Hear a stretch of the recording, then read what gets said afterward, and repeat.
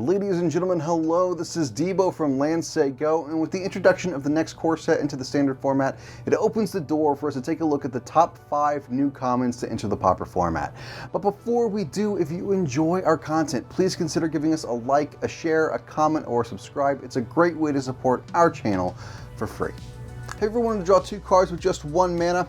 Me too. And well, our honorable mention gives us the rights. Village Rites is a 1 mana spell that allows us to draw 2 cards. Sure, we have to have the additional casting cost of sacrificing a creature, but that's a small price to pay for such a low mana investment. What's more, this is an instant, so we can cast this in response to target removal to get some additional value from our creatures.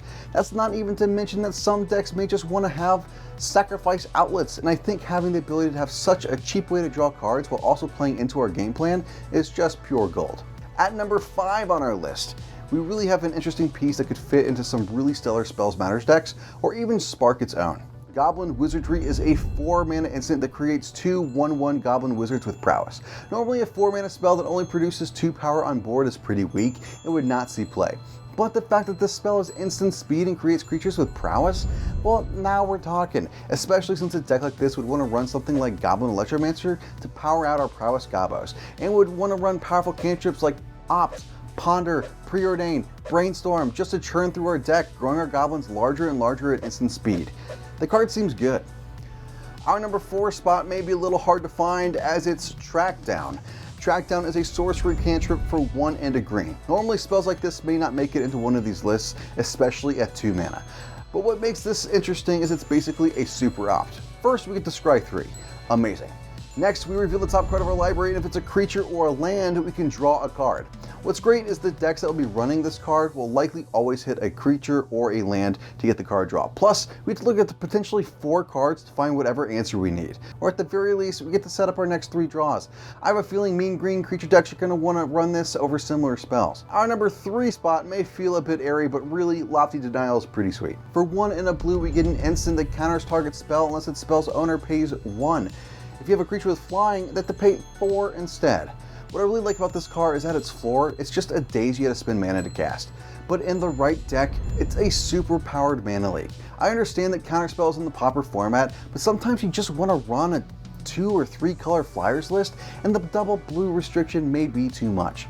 So having an easier to cast spell that is a daze at its worst and a better mana leak at its best for only 2 mana that's easily splashable puts Lofty Denial as a card I like to try out in some sort of blue X flyers list. Lando Our Visionary comes in at number 2 on our list. What happens if you smash a Lando Our Elf and an Elvish Visionary together? Literally this card. Lando Our Visionary is a 3 mana 2/2 that taps for green and draws a card when it enters the battlefield. And I actually think this card is pretty sweet, especially in something like Elves or a mid-range creature deck that's trying to ramp out something big. The problem with Lando Our Elf is that it's really great early but terrible as a top deck. But Lando Our Visionary still ramps us, replaces itself, and has an elevated power and toughness to help us get damage into our opponents. Card seems really good. Our number 1 card is one I'm definitely excited about. About this time last year, I built a fun deck called Is It Graveyard. Check out the deck list in the card at the top right of your screen. Basically, this deck ran Accumulated Knowledge and Take Inventory for a means of getting a ton of card draw. Well, Frantic Inventory is now replacing Take Inventory in the list as it's been upgraded with instant speed, making it much more like a fixed Accumulated Knowledge. For 1 and a blue, we get an instant that draws cards equal to the number of cards named Frantic Inventory in your graveyard plus 1. This type of card draw effect is especially fun when built around, and making a strictly better Take Inventory means that Frantic Inventory will forever replace it in any deck moving forward. Well, that's our list. How did we do? Do you think Goblin Wizardry is a solid win con for Is It lists? Should Lando Our Visionary have been further down on the list? What about our new draw spell? Let us know your thoughts and comments in the comment section down below. And remember guys, this is Debo from Lando Go, and we'll be talking to you again real soon. Hey guys, thanks for watching our content. If you liked our video, you'll probably like these as well. And if you would, please take a moment to like, comment, share, and subscribe. And in the description below, you'll find our TCG affiliate link, where you can buy the cards that you need while also supporting us, Lando Go, and our show.